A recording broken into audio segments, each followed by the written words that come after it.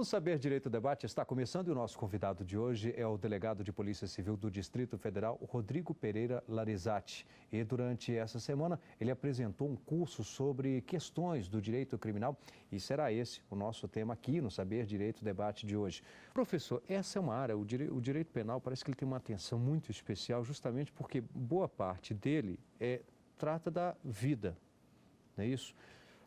E aí muito se discute aquela coisa, se não há corpo, não existe crime. Isso não é bem assim, né? Não, não é. O que existe, na verdade, principalmente nesses crimes de violência contra a vida, dos quais a gente trabalhou o policídio e o feminicídio na nossa aula, na nossa quarta aula, é que o Código de Processo Penal que deixa muito claro que sempre que uma infração penal deixar vestígios, tem que ser feito exame de corpo de delito. Tá? Ou na via direta ou indireta. A via direta é aquela em que o exame é feito sobre os vestígios localizados. E o exame indireto é quando os vestígios que foram gerados com o crime desaparecem com o tempo, e aí por outros meios de prova, principalmente a prova testemunhal, você consegue suprir essa ausência. Então o que acontece na verdade, Mark, é que todo crime contra a vida deixa vestígio, que é um cadáver. Todo crime contra a vida deixa um cadáver. O que acontece é que muitas vezes esse cadáver pode perecer, pode desaparecer. E aí é possível, sim, que se faça a prova da ocorrência desse fato por outros elementos. Vamos ver, pega como exemplo o caso da Elisa Samúdio lá em Minas Gerais. Né? Exatamente. O corpo dela nunca foi encontrado. Mas vários vestígios, muitos elementos de prova foram encontrados e que davam a clara impressão e a clara certeza, como tem hoje, de que ela foi sim vítima de um crime passional, de um crime de morte. Então, não é porque não foi localizado o corpo que não tem como comprovar a ocorrência do caso. Quando nós temos o corpo é mais fácil. Porque o exame é feito diretamente sobre esse cadáver, para buscar a causa da morte, as circunstâncias da morte, qualificadoras da morte. Mas a falta do cadáver não inviabiliza por completo um processo e uma investigação, não. Professor, é muito comum a gente ouvir aquela famosa frase, até em filmes, né? Até título de filme, inclusive, o crime perfeito, e aí de que não há o crime perfeito. E essa é uma pergunta aí que parte tanto do seu conhecimento por profissão, quanto também a sua opinião pessoal. Se quiser misturar as duas, não tem problema nenhum. Fique à vontade. Não existe. Mas não existe. Porque às vezes fica aquela sensação seguinte, o crime, eu até acredito que ele também não... O crime não é perfeito, mas a partir do momento em que não há uma boa investigação, esse crime passa sim, então... Perfeito. A questão não é o crime perfeito, existe o crime mal investigado. É exatamente isso. O ser humano é imperfeito e todo crime tem a vinculação de um ato de um ser humano. Então, o ser humano, uns mais, outros menos imperfeitos, nessa sua imperfeição, eles deixam elementos, deixam vestígio, deixam sinais. Alguns são mais cuidadosos, dificultam um pouco mais o trabalho da polícia. Mas a polícia hoje, a polícia judiciária, ela possui uma tecnologia que é invejável. Tá? Não é o que a gente costuma ver em seriado, filme, cinema, nada disso. Mas nós temos hoje todo tipo de tecnologia, todo tipo de equipamento que nos permite buscar provas que são, inclusive, invisíveis a olho nu. Então, com uma boa preservação do local, com um bom trabalho, a gente consegue investigar sim. Então, crime perfeito não existe. Existe investigação mal feita. E aí, essa investigação mal feita são vários os fatores. Às vezes não tem interesse efetivo de investigar, por circunstâncias até políticas, em muitas ocasiões. Às vezes a polícia não é dotada pelos governantes daquilo que ela precisa para poder investigar mesmo. A falta de incentivo, a falta de aparelhamento. A Polícia Civil do Distrito Federal, ela é totalmente fora da curva. Aí eu venho de uma polícia, eu venho de outros estados, conheço a polícia judiciária de outros estados, e aqui no DF a nossa realidade é totalmente fora da curva. Aqui nós temos todas as condições, a estrutura, equipamento. É bastante elogiada, inclusive. Tem. A Polícia Civil daqui, ela tem sim uma condição muito boa de investigar. Para você ter uma ideia, no ano de 2015, dos homicídios que ocorreram lá na delegacia do Guará, onde a gente está lotado hoje, nós conseguimos... infelizmente foram 16 homicídios, tá? Nós conseguimos apurar 14. De 16, nós temos 14. As investigações não estão concluídas totalmente, porque não dá tempo, é um trabalho que é um trabalho bem meticuloso, mas dos 16 são 14, onde nós temos a autoria indicada, a autoria confirmada, e estamos agora fazendo o trabalho de colheita de provas, né, para certificar todo esse trabalho. Então nós temos aqui no DF uma condição que é totalmente fora do comum, pensando no nosso país, que tem uma dimensão continental.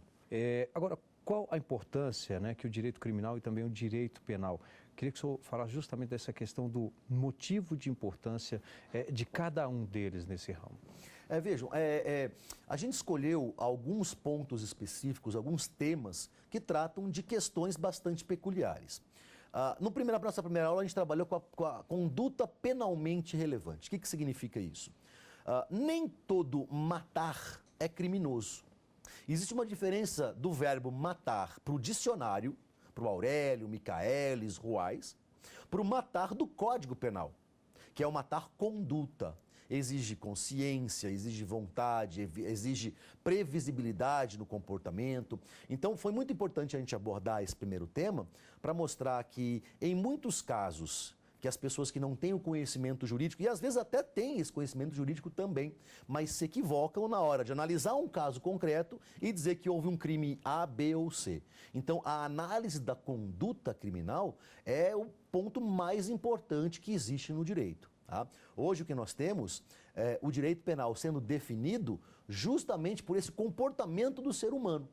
Qual é a diferença, por exemplo, de alguém que atira para lesionar a vítima e de alguém que atira para matá-la? O resultado é o mesmo. Para quem olha, né, superficialmente, vai ver um camarada com uma arma na mão e uma vítima com um disparo na perna. Mas quando vai ser uma tentativa de homicídio e quando será uma lesão corporal? É a análise justamente dessa conduta, do que o indivíduo tinha em mente, do que ele procurava fazer, qual era a finalidade dele. Então, a conduta penalmente relevante é essa análise, Rima, que é esse estudo do comportamento humano, da finalidade desse comportamento, para você poder dizer, não, o crime é este e não aquele. Então, isso é fundamental para que o direito seja apurado, né, para que ele seja mais preciso e possa levar o indivíduo ao processo pelo que ele efetivamente tenha feito e responder por isso. Bom, professor, daí a importância do primeiro tema.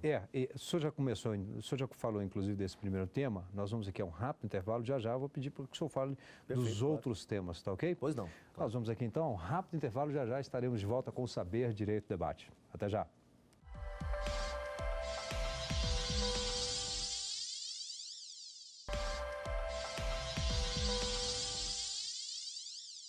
Estamos de volta com o Saber Direito Debate. Quem está comigo aqui no programa de hoje é o delegado de Polícia Civil do Distrito Federal e professor Rodrigo Larizatti. Professor, no bloco anterior o senhor já falava justamente da primeira aula, né, o tema conduta penalmente relevante. Gostaria que o senhor falasse justamente desse outro ponto que foi tema da segunda aula, que eu acho também um tema muito interessante. Aí entra aquela questão o fundamento interno, externo, que é o intercrimes. E aí entra também a periculosidade. O intercrimes é justamente o período, não é período não, mas o itinerário que essa conduta criminosa tem que percorrer. São basicamente 4 fases. Né? Quando é que, a partir de que instante que um sujeito pode responder por uma intenção criminosa? Ele cogita, ele prepara o seu crime, ele executa, consuma. Então são as 4 fases clássicas. O intercrimes, sendo que inicialmente nós temos a cogitação, que a cogitação de crime faz parte do ideário humano. Historicamente, os seres humanos têm na sua cabeça o ideário de um crime. Agora, há uma diferença daqueles que apenas pensam no crime e daqueles que efetivamente realizam. Então essa conduta ela se divide numa fase interna, uma fase psíquica, que é o cogitar, é o imaginar, o idealizar o crime. Mas se o indivíduo faz isso e para, não há qualquer responsabilidade, não tem como responsabilizá-lo. A conduta mesmo, ela exige que passe para a fase externa, que é a fase mecânica. Os atos de preparação, que são aqueles em que o indivíduo se cerca dos cuidados que ele precisa para conseguir realizar o que ele quer.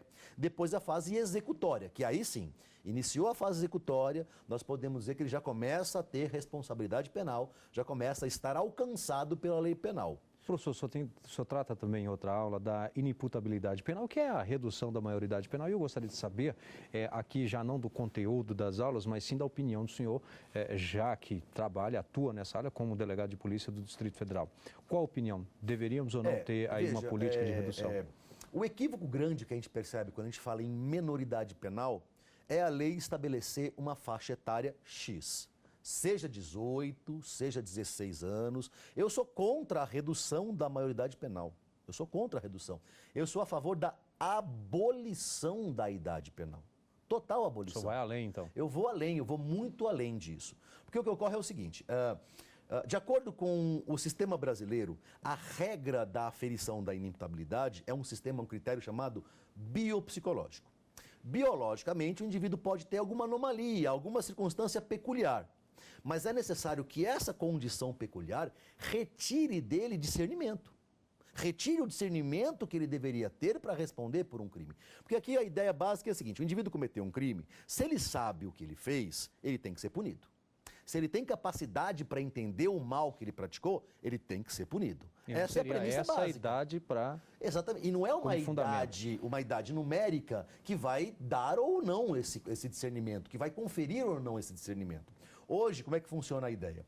A menoridade penal é tratada por um critério chamado biológico. Não importa se o rapaz sabe ou não o que faz. O que importa é que, biologicamente, ele não alcançou a faixa etária que a lei presume necessária para poder puni-lo.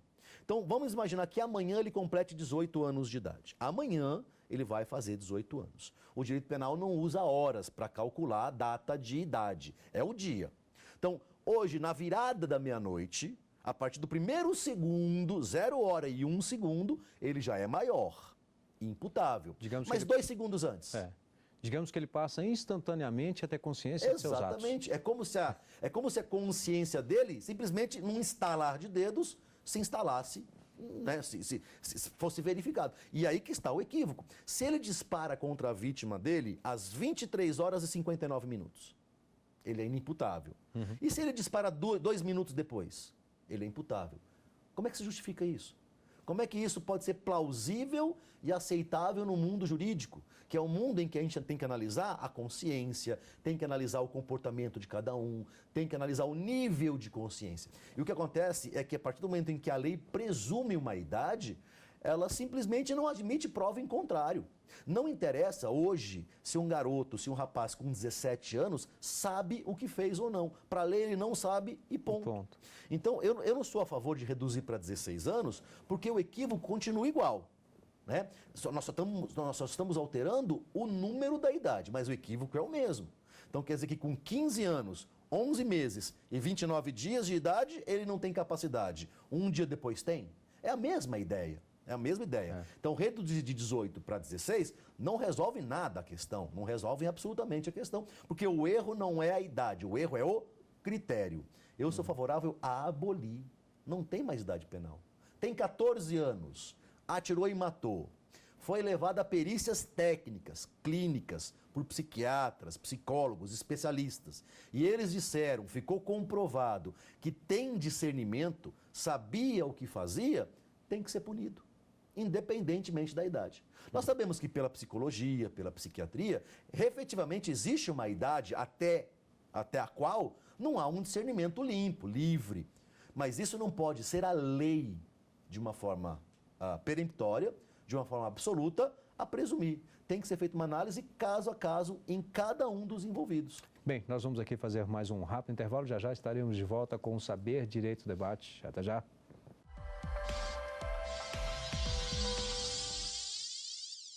Estamos de volta com o Saber Direito Debate, hoje conversando com o professor Rodrigo Larizati, ele que também é delegado de Polícia Civil do Distrito Federal. E nós vamos aqui às indicações, né, de leitura. O professor trouxe aqui alguns livros para indicar, mas antes até de entrar nessa questão dos livros aqui, professor, o que foi que lhe motivou a ser delegado de polícia? Veja, eu sou até, como os meus pais dizem, eu sou ovelha negra na família, porque eu sou o único vertido para a área do direito. Minha família é uma família de programadores de computador, de analistas de TI. E eu gostei do direito, eu fazia engenharia, larguei a engenharia, resolvi fazer direito, entrei na polícia em São Paulo em 1990. Mas quando entrou para o direito, já tinha essa intenção de... Para a polícia, exatamente. Eu fazia engenharia, larguei a engenharia logo no primeiro semestre, resolvi trabalhar na polícia. Falei, olha, eu acho que é o que me dá interesse. E aí, obviamente, dentro da polícia, eu resolvi fazer direito para galgar a carreira de delegado de polícia. Eu me formei em 95 para 96, colei grau em 96, e em 99 eu passei no concurso aqui no DF para delegado de polícia. E ainda bem que eu consegui, em tempo, fazer esse meu caminho, porque é questão de vocação. Bom, o professor trouxe aqui, para começar, fundamento e finalidade da sanção. E aí tem até, inclusive, uma pergunta, provavelmente a resposta está no livro. Existe um direito de castigar? Por que o senhor indica esta obra? Esse livro é muito bom, é do casal Falcão e Tela. Eles não são penalistas, tá? São doutores, são formados, têm uma capacidade muito grande de escrever. A escrita é muito simples, muito didática, mas eles são especialistas, doutores em filosofia do direito. Então é o que eu sempre digo em faculdade, em graduação. Não adianta querer pegar o Código Penal e começar a engolir artigo, a devorar artigo. Não, a gente tem que entender. Por que existe o direito? Qual é a finalidade? Qual é a filosofia por trás disso? E esse livro do Falcão e Tela é excelente para você entender justamente o motivo da sanção. Tanto seja uma sanção civil, uma sanção tributária, uma sanção penal, mas por que tem que haver a sanção?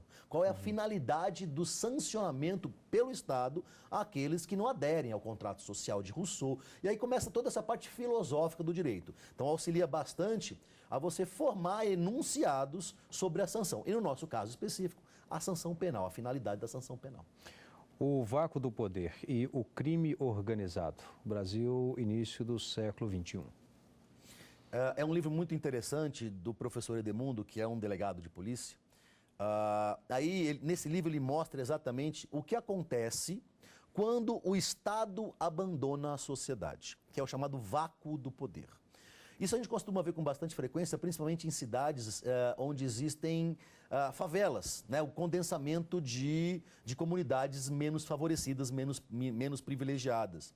Que quando o Estado começa a faltar, esse vácuo do poder público, esse vácuo da presença do Estado, vai ser preenchido por alguém. E o crime organizado moderno percebeu que a partir do instante em que ele ocupa esse espaço, ele consegue desenvolver melhor os seus tentáculos e evitar que o Estado consiga recobrar esse espaço que foi perdido. Então, o livro é muito importante, que ele mostra essa necessidade do Estado ocupar os seus espaços e a dificuldade de depois, se for necessário, retomar o espaço. Então, a ideia é sempre que o Estado tome medidas, adote medidas sociais. Tá? É um livro que trabalha muito com essa questão social, a falta da presença do Estado e a presença do crime organizado, onde o Estado deixa a desejar. Muito importante. Aqui, inclusive, cita os 10 mandamentos do crime organizado. A gente começa aqui com ninguém ouve, ninguém vê, é terminantemente proibido chamar a polícia, é proibido cantar músicas que falem de facções inimigas, é proibido usar roupas com cores de grupos rivais e por aí vai, são os 10 mandamentos do crime organizado. Temos aqui mais uma obra, Funções do Direito Penal, Legitimação versus a Deslegitimação do Sistema Penal. Esse livro do Paulo Queiroz, ele é muito importante, porque ele também tem uma vertente filosófica, mas já é bem específica para o direito penal. A gente tem visto nos últimos anos a corrente abolicionista crescer bastante, dizendo que o direito penal tem que ser garantista, tem que preservar os direitos dos cidadãos. Só que a gente esquece que do outro lado, não é, existe um direito penal que tem que ser efetivo, tem que ser funcional, ele tem que ser duro e rigoroso. Então esse livro trata justamente dessa ou legitimação ou deslegitimação do sistema. E coloca quem lê esse livro em posição de crítica, você vai se autocriticar. Se você pensa inicialmente pela legitimação, vai pensar na deslegitimação. Se você é favorável a deslegitimar e abolir o direito, você começa a pensar que não, nem em todos os casos. Então, inclusive, esse livro é interessante, que ele trata bastante do aspecto fragmentário do direito penal. O direito penal não é feito para solucionar todos os conflitos sociais, não. É para solucionar aqueles que não foram solucionados por outras disciplinas. Ou seja, onde o administrativo falhou, o civil falhou, o tributário falhou, o direito penal vai ter que solucionar. E aí essa solução ela não é amigável. Ela não é uma solução amigável, ela é uma solução repressiva e dura. Custe o que custar e doa quem doer. Mas o Estado tem que ser respeitado. Bom, temos aqui corrupção no poder público, o peculato, concussão, corrupção passiva e também a prevaricação. É um livro importante do Vado Fázio, ele trata dos crimes funcionais, a nossa última aula foi de crimes funcionais, e a gente tratou muito mais peculiarmente o peculato, a concussão e a corrupção. Então é um livro, é uma alternativa a quem quer sair um pouco daquelas doutrinas clássicas de manuais, de vários volumes dos grandes doutrinadores. É um livro bastante fácil também, de abordagem bastante simples e ajuda a completar esse conhecimento. Temos aqui um outro, né, La Peligrosidade. Esse é um livro que eu trouxe de Buenos Aires, onde eu estou concluindo o meu doutoramento. O José Luiz Covelli, ele é basicamente um médico legista, ele tem um conhecimento de criminologia, de psiquiatria forense, e ele mostra no livro, ele desenvolve no livro, não é, a evolução, ele trata desse desenvolvimento da periculosidade do indivíduo criminoso e, em especial, das classes menos favorecidas também. Então, isso auxilia a gente a entender muitas vezes, e questionar também aquelas teorias que dizem que a periculosidade, a criminalidade é fruto do meio, que se o indivíduo ele está num meio menos favorecido, ele está mais apto a se voltar a ser um indivíduo perigoso, a ser um indivíduo criminoso, também leva a gente a uma reflexão nesse assunto. É um livro em espanhol, é um livro escrito por um argentino, e é interessante mencionar que a produção legislativa, a produção doutrinária argentina é muito rica e muito farta, especialmente com direito criminal e ciência criminal. Bom, esse aqui é de sua autoria, né? Rodrigo Larizati, está aqui, o Compêndio de Direito Penal. Esse livro é um livro que a gente escreveu, a primeira edição dele saiu em 2008, foi uma edição independente, inclusive. É um livro voltado para concurso público, tá? Ele é um compêndio, então ele pega os aspectos mais comuns que são cobrados em provas, e aí é prova para a OAB, provas objetivas, tá? É um livro voltado para as provas objetivas. Concursos públicos que cobrem direito penal, principalmente os concursos policiais, que têm a carga de direito penal bastante densa, concursos objetivos para a OAB, que facilitam, tá? Aqui esse livro a gente fez o seguinte, a gente pegou muitas questões, são mais de 1000 questões, todas elas extraídas de concursos públicos, e a doutrina que explica essas questões, para mostrar justamente o que as bancas examinadoras gostam de cobrar em direito penal nas provas objetivas. Então é uma forma de dar uma mastigada para facilitar esse trabalho e essa disputa, né? essa luta que é passar em concurso público na prova objetiva. Professor Rodrigo Larizati, muito obrigado pela presença, também pelas aulas, né? Por trazer aí todo esse conhecimento aqui no Saber Direito Debate. Eu que agradeço a oportunidade, foi uma oportunidade muito, muito boa, ímpar, e estamos sempre à disposição do Saber Direito. E lembro que você também pode participar, o nosso endereço é saberdireito@stf.jus.br, e você também pode assistir a este e outros programas da TV Justiça em nosso site, é www.tvjustiça.jus.br. Obrigado e até o próximo encontro.